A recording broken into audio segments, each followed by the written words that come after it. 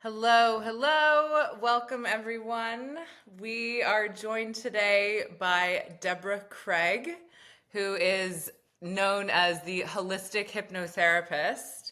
She was connected to me through an old friend of mine who I did a coaching group with, and she recognized the similarities in energies and our similar journeys between Deborah and I. So she connected us, and we had a good chat a few weeks ago, and I invited her on to my podcast. Deborah is the founder of Release, Reset, and Rise, and she helps ambitious women release the past, reclaim their peace, and rise with confidence into their full potential. She is a luxury retreat host.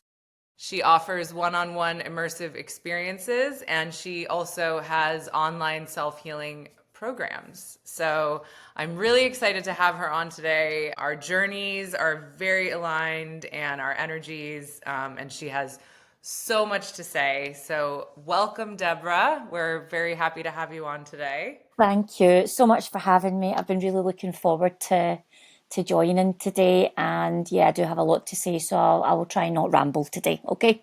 Okay, thank you. Noting your lovely accent, can you let our audience know a little bit about your ethnicity, your upbringing, your country of origin, and early childhood Sure. experiences that helped shape you? Sure. Well, first of all, it's quite an easy one to tell you because my interest in travel and location freedom, etc., never really happened till I was well in my 40s, which basically means that my entire life I've lived in Scotland, and I've also my entire life lived in Glasgow, and I've also my entire life pretty much lived in and around the village of Bishopbriggs. So I just never saw branching out away from that as something I ever had an interest in. I had a different kind of, well, my background, I was challenges at home, childhood stuff, and we can go into any of that if you like, but ultimately it made me strive for security.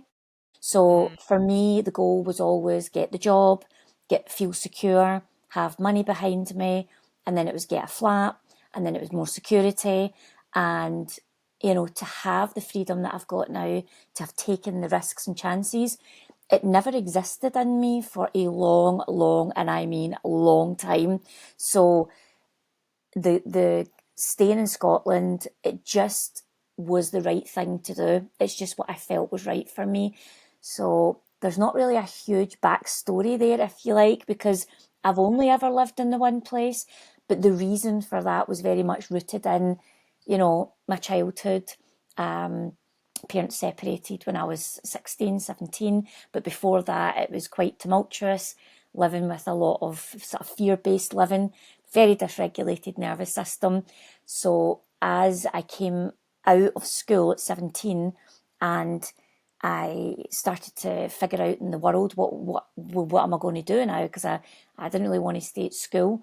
And for me, I just moved into like admin jobs, even although deep in my heart I knew I was aiming for something big all the time. I had like massive like ambition, but the journey was slow.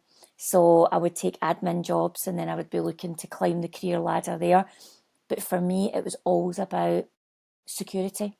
It was always that feeling of I need to create stability because in childhood didn't feel like very stable. So this ultimate underlying current was about I need to feel stable. And the way for me to do that was always to take corporate jobs, climb the ladder, have my salary, get the flat, then get a house, all the stages that you go through, yeah. um, until I got to 39 and I just felt like I got a big slap in the face from the universe and went, okay, I'm listening now. And that's really when the journey happened. So I've been in that for 10 years nearly now because I just turned 49 this year. 39 to Wow. 49 has been the ultimate complete transformation of every aspect of my entire life. Honestly, like not just my work perspective, but how I even operate in the world now. My lifestyle is completely different. Connections that I know are different, and how I live my life is nothing like the life that I've had before.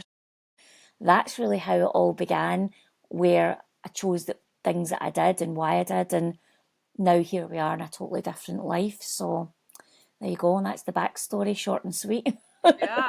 Yeah. What an awesome realization. And I also think there's a lot to be said for how much the world around us is changing. And I think, 15, 20, 25 years ago, there were not very many people, if any.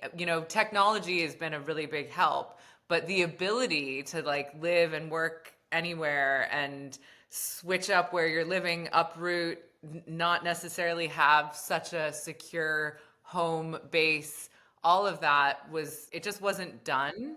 And one of the things that, the point of this podcast even is, from a psychological perspective, people oftentimes don't know that a thing exists until they see a real life example of it. So that's why I like to have people on who have worked in all varieties of careers, to give real life examples to people who are stuck in a career that they're like, I don't want to do this, I don't want to be here. So you can serve as a real life example for someone who wants to live the way that you want to live. But probably there weren't very many people that you witnessed when you were in your developmental years doing what you're doing, right? So you felt that there was more on a soul level, but you didn't have any examples of it, and you couldn't even name it because you didn't know what it was. So your journey took longer to figure out what it was, before you were able to step into it and realize on your own without very many examples, I would imagine. 100%. Yeah. And I think just having that, always knowing, and I think that's why I was always feeling unsettled, even Hmm. though I was striving for security. I was probably striving for fulfillment more than anything, and never ever really finding it wherever I went, always looking for the next big thing. Always having that feeling of you could do so much. There's something in you that's capable of something, and I don't know what it is, and I don't know how to get to it. So I think if I apply for this new job, this will be the moment that it happens. This is when it will click. Right, so it wasn't that. Okay, maybe it was this company you needed to move to. Maybe that was the answer. So then you would go from different place, try different things, and it's like, why is it I can't quite get that feeling to just, it's like, when you see a jigsaw piece and it just doesn't quite fit. It was like Yeah. that all the time. And then that moment when I started that journey, and we'll get on to that shortly, but the moment I started the ultimate journey, I kid you not, it was like, that moment it just slotted into place, even though the uncertainty was bigger than it had ever been in my entire life. There was more uncertainty on the new journey, but there was more alignment than I'd ever felt. So it was like the deep knowing. I was like, I think I know what I'm doing here.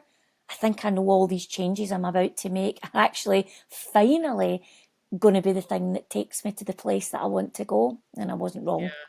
So, but it took me a long time to quieten. So I was very focused on chaos. Yeah. So I grew up in the tumultuous, childhood that led to quite a chaotic phase of my life, especially from 28 to, or 29 to 39. It felt very chaotic. You wouldn't have known on the outside. Always had the best jobs, loads of money, traveling, as in holidays, fancy holidays, Vegas and New York and this and that. It was, from the UK, that's a big deal, to be going to these kind of big holidays all the time, spending, cars, designer clothes, all that kind of stuff. And, through time, I was like, why don't I feel good?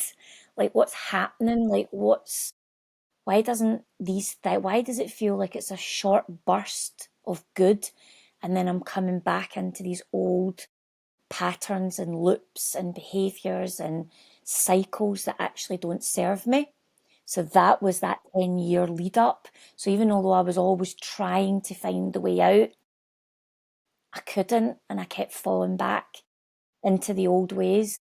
Our our brains recreate patterns until we're able to realize there's a pattern. because we'll be in Yes, it for a long time before we realize there's a pattern. But once it's the pattern recognition that's the cycle breaker, and can be a lifetime of work. But as a coach, as a therapist, and whatever capacity I'm working with people, a lot of it is just pattern recognition. Once you recognize the pattern that your subconscious is recreating this unresolved situation that you had from when you were younger, and then until you're able to see it and you're like, oh wait, I don't want to live like this anymore. exactly. Yeah. What was the rock bottom moment that you mentioned? You said that when you were 39, it slapped you in the face. Oh, yes. So to put some context around it, and I'm quite candid about my past, I'm quite happy to share. There was a lot of behaviours that, let's just say, kept me in a bit of a dark place behind the scenes. You wouldn't have known. It's always the game face, always the fun at the party. But really, I was secretly in a corner crying because I couldn't find peace in my soul. So I was joining in all the substance and the alcohol and the wild, the clubbing and the big holidays and all these things.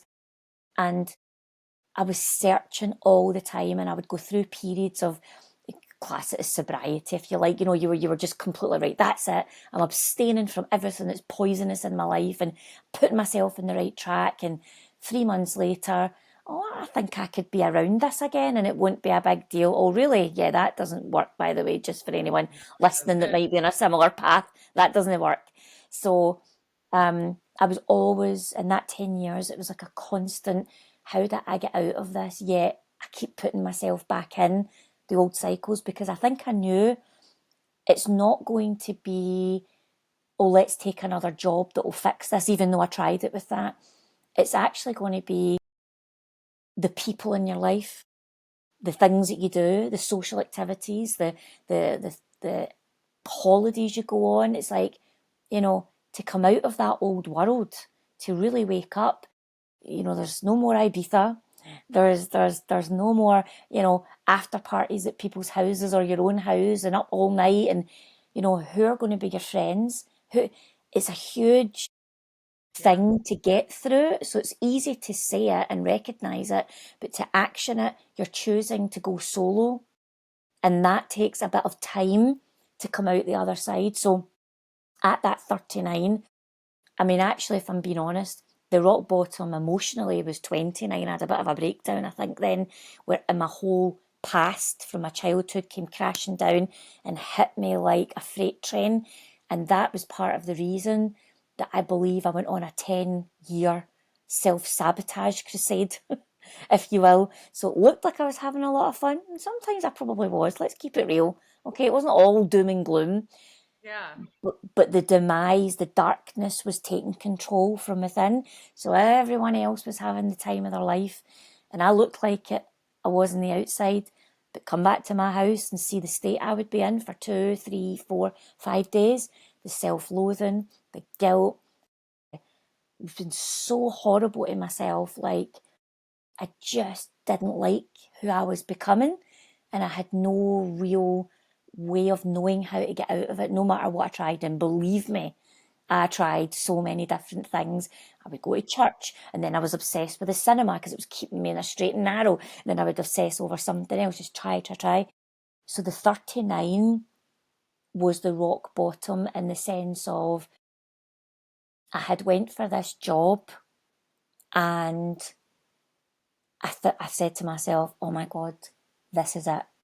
It's not in the same type of environment, same company, it's the bank. I was like, this is the one. I'm going to travel. I'm going to learn how to, with relationship building with people. It's my strength. Yes, it's a brand new sector, but I'm good at learning when I get my head down. Nurtured this situation. I had this contact and I'd nurtured it, and we got to know each other, the person in the department. So this was about 2 years in the making.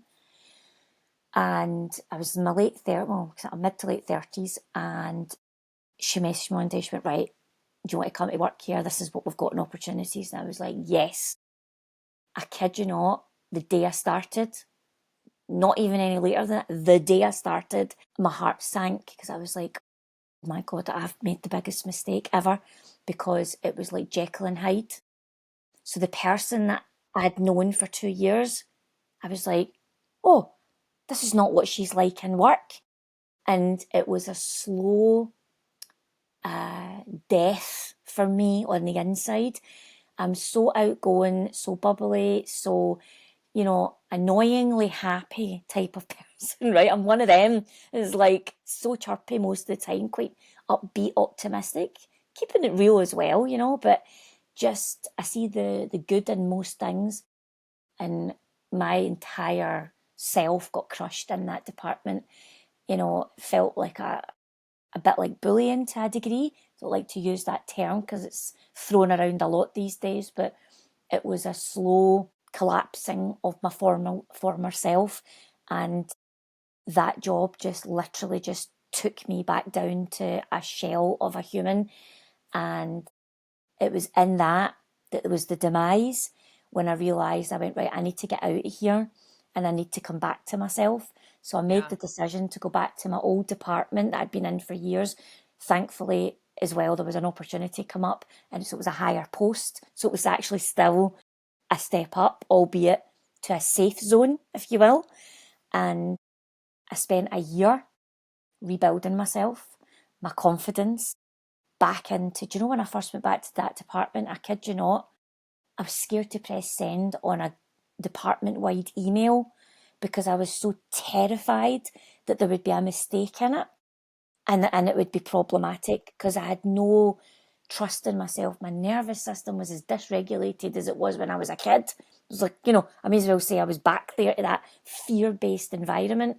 So, triggered was an understatement. That's the pattern, though. On a deep, weird, Yes, subconscious level, you chose that without even realizing because it needed to be resolved. It needed you to be the person that you couldn't have been when you were a child or whatever, to say, hey, this is not the right environment for me. yes. I am safe. I've got me, and I'm going to remove myself from this situation. And I showed myself when I decided to leave.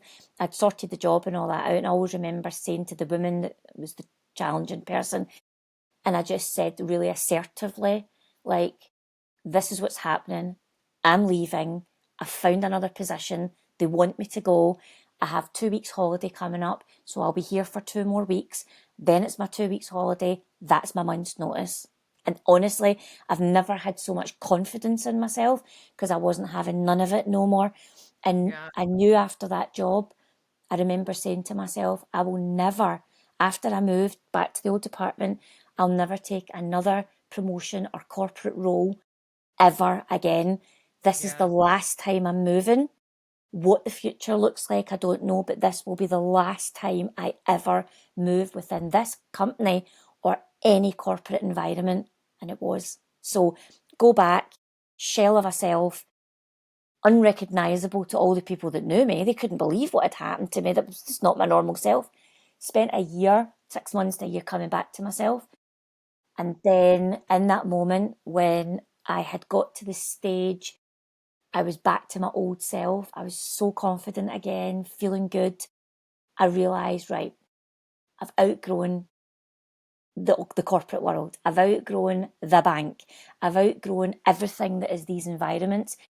And I now can think clearly because I'm not being rattled from the inside and triggered left, right, and centre. I can actually think clearly.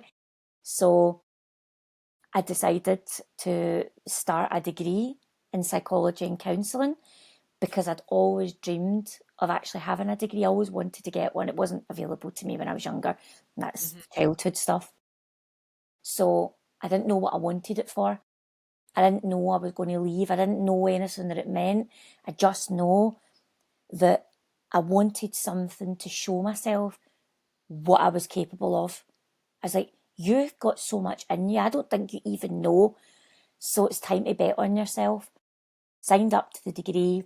And honestly, that terrible job was the best thing that could have happened to me because it was so Yeah. painful and so life affirming that it was the biggest wake up call I could ever have had.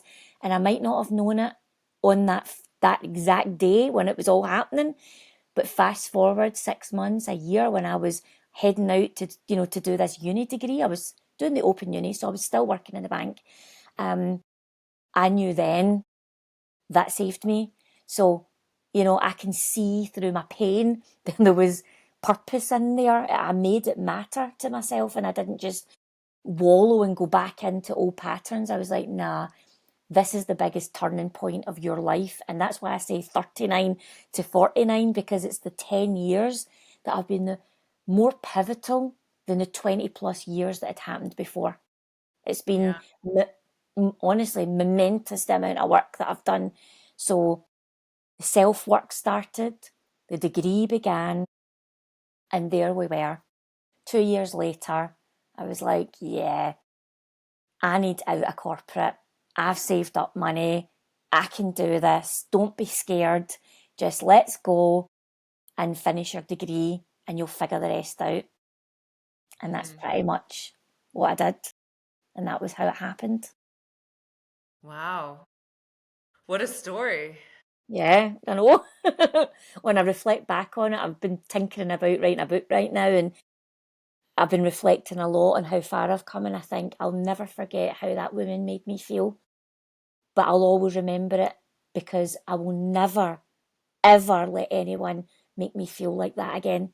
I will never feel so small that someone thinks that they could treat me like that, and I will not have the backbone, the gumption, or the security more within myself to be able to turn around and go, no.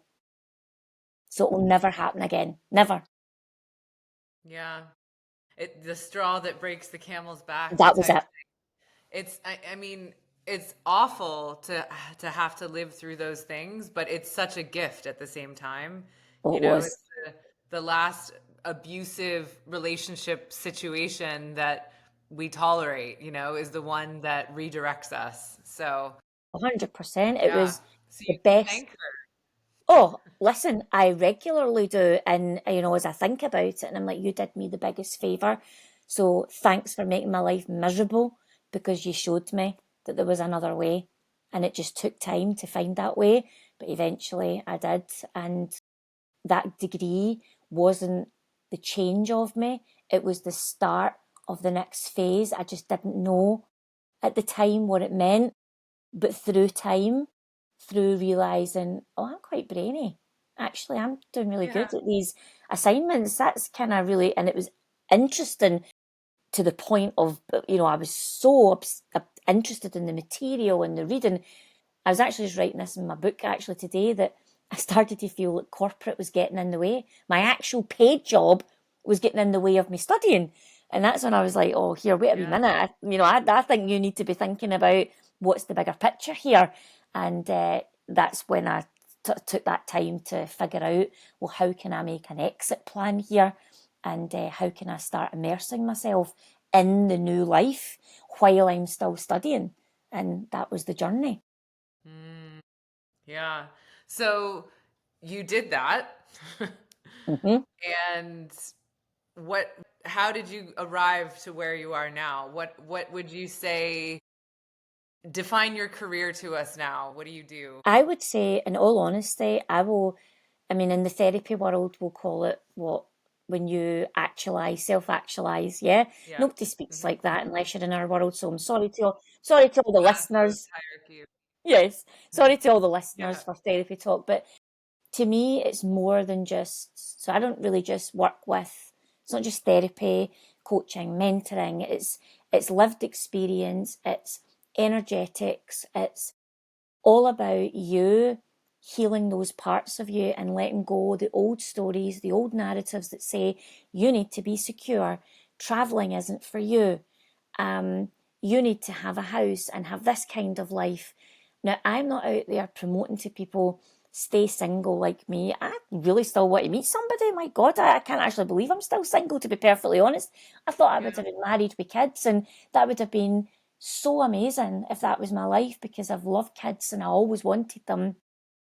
So I'm not out there giving it, you'll not get any boss babe vibes from me. This is not about, you don't need a man and all this. No, this is about, I didn't know myself. and I didn't know what I was capable of. And as I went on that journey, I started to realise that I was changing at a speed of rate of knots, and I couldn't stop that ball rolling. So what was happening was I was outgrowing the kind of people I might have been interested in before. I might have been outgrowing some friendship groups and some scenarios.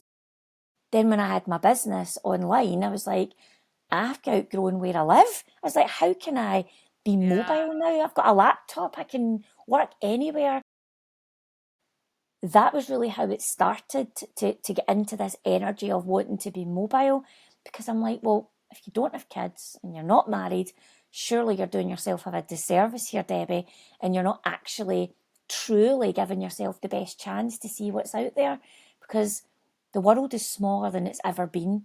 You know, we've got technology now, we can stay in touch with people, we can get to places with such ease. And I was like, there's so many places that you're passionate about. You don't want to just visit for a holiday. You're interested in how they live. Italy, of course, was the big one. And the I love business it. yeah, the business I've got now epitomizes me. It's, you know, when they say, how do you make money from being yourself? It's like I bring my own energy and my own different way of helping people. It's not one size fits all. It's not this formula and this will make you be like this. No, I don't even think I don't try and tell them be like me. I mean, it's not about that. It's about, No, you be might have like you. Everyone should be like themselves. It's important. 100%. And Yeah. don't go after my dream. My dream's not what everybody wants. In fact, my dream wasn't my dream until 5 years ago. I mean, if somebody told me this would be my life, I would have laughed them out the door. And I was like, how is this my life now? And I'm like, but I'm building a life that fits what my opportunities are. And I think that's always what I try and help people with. If you've got things that you're passionate about, if you've got dreams or aspirations, or if you've got things that you know actually hold you back in life, if you think, God, if I wasn't just so anxious or doubted myself so much, or if I didn't feel so scared all the time, or there's all these things that I would probably do, even if it's just finding a man or a woman, or maybe it's just because you'd love to learn how to go and learn how to dance, you know. Maybe there's Hmm. things that you're just stopping yourself doing, but when you truly have that part of you where you trust yourself, where you feel confident in yourself, where you think it's not about doing things without fear. My whole model and my whole essence, and I hope you get this vibe, whoever's listening, is to be able to act from the unknown. That's the goal. It's like you don't have to always know every step. You don't have to have everything figured out. You have to have at least done the work on yourself, that you will then trust your judgment, trust your decisions. You will be able to move through fog and still trust that you can feel your way in the dark, and that actually everything's going to be okay. And it's okay to take risks, because actually that's where we usually find that the opportunities lie. And really, that's what I try and help people with now. That could be Hmm. people that are crippled with anxiety, with low self confidence, that have came from a trauma background, from family, but they're doing really well in life, but they're still not living authentically. They still get this ache for something else, or they still know that they don't have peace in their heart. And that was one of the things through my own journey. I actually remember saying to one of my friends, it was years and years ago, quite near the beginning of my journey, and I used to say things like, I've got too much love in my heart, and it's so painful. It's so painful because I had no partner, I had no kids, and I was in a job that was suffocating me and it was Yeah. stagnant. I was so closed in, and I used to be like, how do I have an outlet with this amount? I mean, you've seen, well, you can hear how I come across even talking. I'm very energetic. So I've always had this thing in me, like, how can I get this out of my body, like in a way that feels good for me?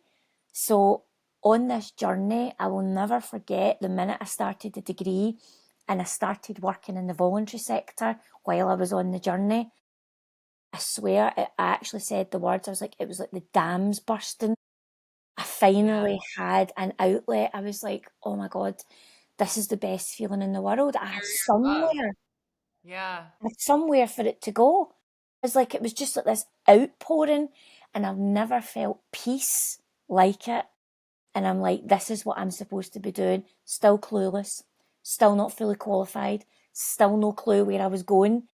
But I knew I was doing the kind of work that was Yeah. hitting that part of my soul When that you're was doing able. the like rewarding work, Ah, it feels so good. And it's interesting that you were working in a bank previously. When I started my training, when we went around the room and everyone introduced themselves, there was a significant, like a third of the people had backgrounds in finance that had hung up their hats on that career because it's so soul destroying. yeah, There was a lot of finance people that were like, yes, no more, no more. Now we want to help people instead of screw them over.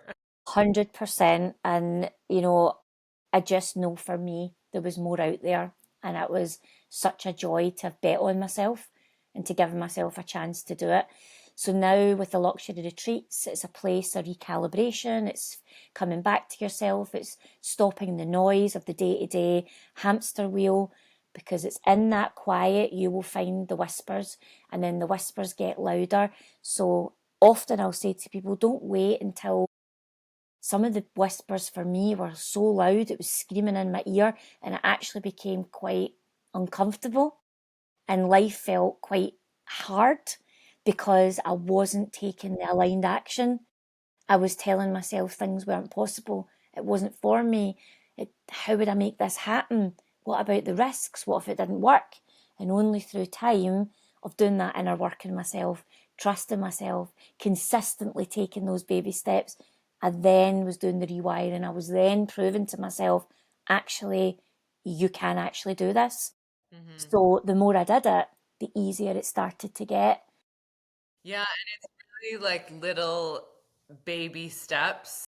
I hear in what you're saying, I say this to clients when when they come because they're frustrated with their job, or they're not happy in a relationship or whatever, and they're like, but it's okay, I'll do this and this, and then this week will be fine, and then I have a holiday coming up, blah blah blah. And I'm always like, those whispers of dissatisfaction with your current situation are not going to go away. No, they just don't. Just so you And know, they're not going away. So it's best if you start doing little things now. We can like come up with little action steps, because they're just going to get louder and louder. And it's so much better to acknowledge them early on before they become something that floors you and then you can't ignore them. well, you get things like a terrible working environment.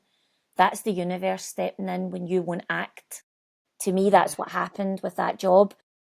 I never listened all the times, so they let me go there, and I felt like I was thrown under the bus by the universe, and it was intolerable by the end.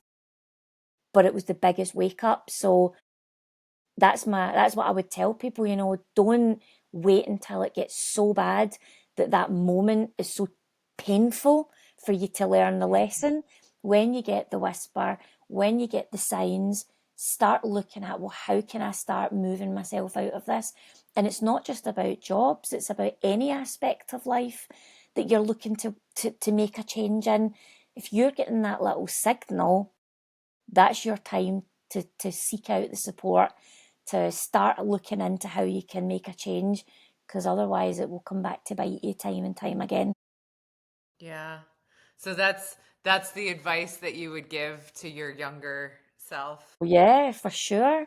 Yeah. Um, and yeah, that's probably the biggest advice. Just Yeah. It's listen perfect. earlier. Listen earlier than you did. Don't wait till it becomes the painful situation that it takes you time to recover from, because that will happen if you don't listen. Um, and I think as well, just learn how to, if you don't do it already, I would say to my younger self, start working on yourself, the inner work, the healing work, join the dots together. If I'd done that a little sooner too, and I'd maybe got help to do it, It might Yeah. not have taken the 10 years that it took to have the wake up, because when I went to uni and different, courses on counselling and all the different things that I did, all the qualifications, it was really funny. I was starting to read things and I'm like, oh, so without knowing it, I've been doing regression work on myself. Oh, I've been doing inner child work. Right, okay. What actually happened wasn't just that I was learning at that time, I was putting the actual models, if you will, the therapeutic models around what I'd been doing on myself. I just didn't know. It was like this inner knowing to do all this work, to join the dots, to question myself, to read up on things, to start figuring out who I was.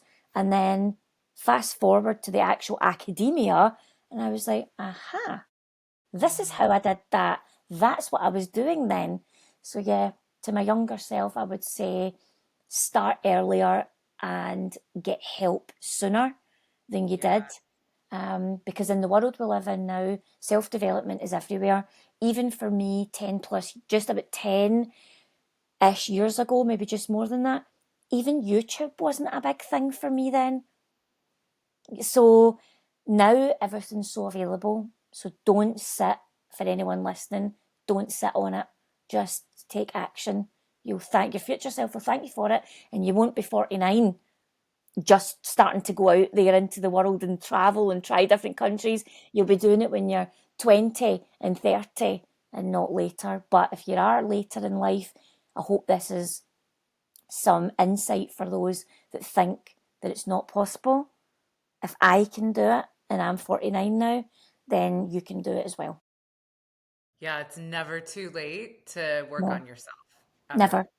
Yeah. No, And I mean, I even have worked with people in their 90s. there you So, go. There you go. yeah, it's never too Anything's late. possible. Yep. Yeah. Thank you so much, Deborah. Thank you. This was uplifting and insightful and impactful, and I know that it will help people. Amazing. Can you, if people want to, if they hear you, they want to connect with you, where do you want them to reach out to you? Where's the best Well, place to find you? the easiest place to find out all my services and about me and things like that is www.deborahcraig.com, and it's DEBORAH. So just deborahcraig.com. It's just my name. And my handle at YouTube is at the Holistic Hypnotherapist, and you'll see all my other socials when you're on my website as well. So you can check me out there. Thank you Thank so you much for so having much. me. Yeah, that was really good. And we'll Thank have you. you again. We'll have you Please. on again in a year or so Oh, because I want to hear yes. how everything's going when you are, in your new locations Yes. and all your new offerings. So, Amazing. Thank you so much for having me, Megan. yeah, thank you. Take care.